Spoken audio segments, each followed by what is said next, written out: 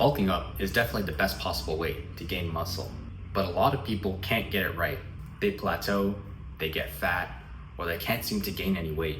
In this video, we're going to cover the exact methods that we use to see a successful bulk and avoid the common pitfalls. So first things first, let's cover plateaus. So plateaus on the training side of things generally means that you're just doing too much weight. You're going too heavy, you're trying to do too much too soon. You need to realize that you have to lighten the load. Doing your 1 rep maxes, your 3 rep maxes, your 5 rep, 6 rep maxes even, these thresholds and these weights are not going to be your primary driver when it comes to muscle growth. And when it comes to making gains in the gym, pushing these maxes will only serve to cause you to plateau and get injured.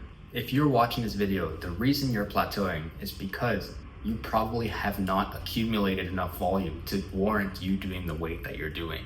So let me explain. A lot of people just keep trying to push their 1 rep max by adding 5 pounds every time, or their 5 rep max, or whatever it is.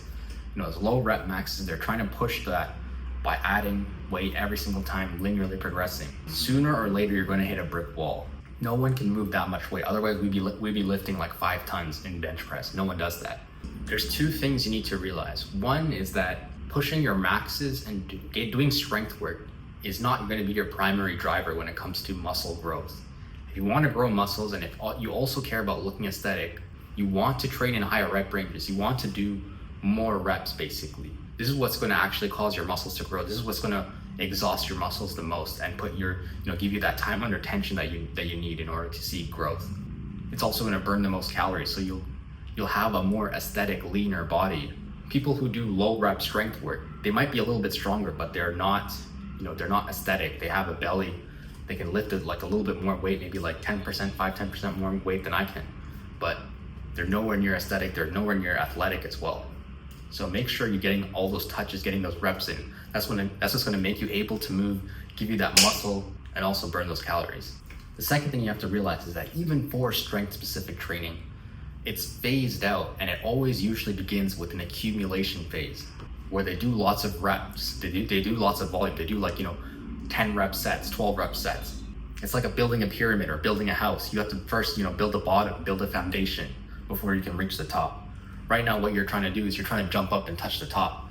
You could do that before when the top was only, at your head height, but now the top is getting higher and higher. So you need to build a base, you need to build a foundation, you need to do you need to do high rep work, and then slowly phase that into slower reps, 8 reps, okay, 5 reps, okay, 3 reps, okay, now you do your max. Even for, power lifters, even for strength specific training, they do that. All right, next let's talk about getting fat. So for getting fat, we kind of covered it, about half of it already, which is doing the low rep work versus doing the high rep work. The high rep work is just going to have a much better metabolic effect on your body. I think it's common sense. You're moving more, you're burning more, you're doing more work.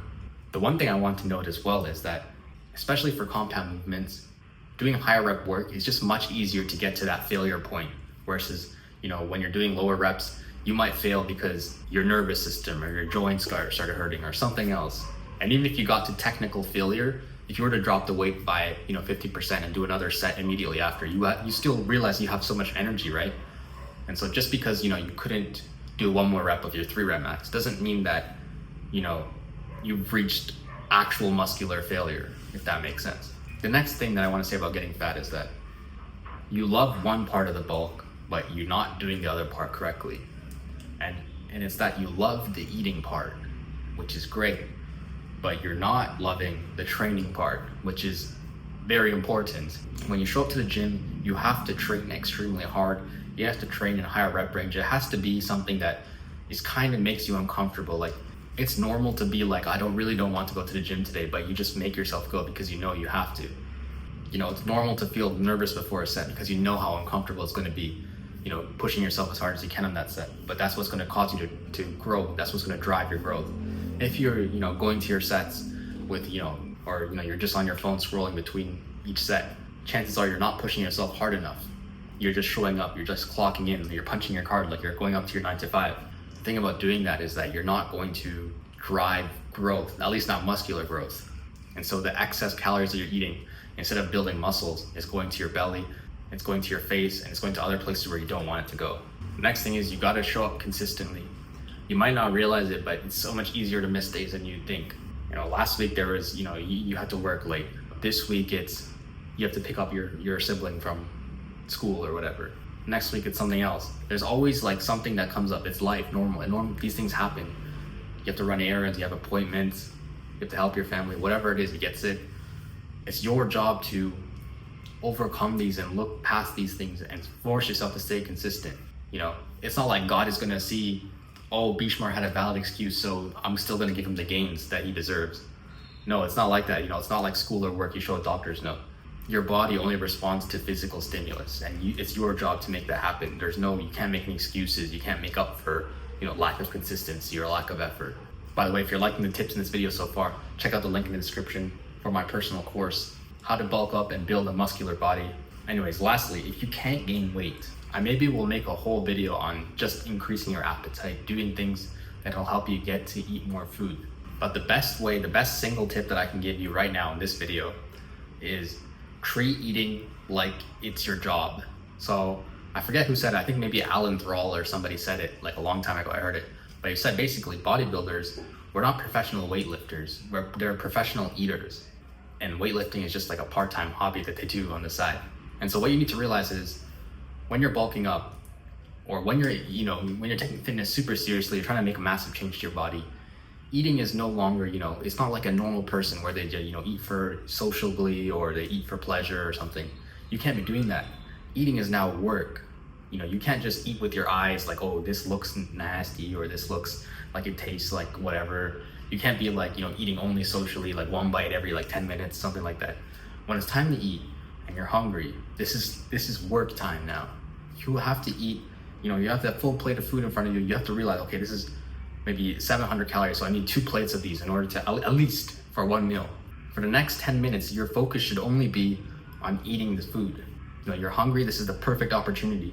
What you don't want to do is you don't want to take like, okay, one bite, okay, now talk with my friends, okay, now look somewhere else, do something else, look at my phone, go do something cool, go look at social media. No, you want to be focused on your food and only eating your food.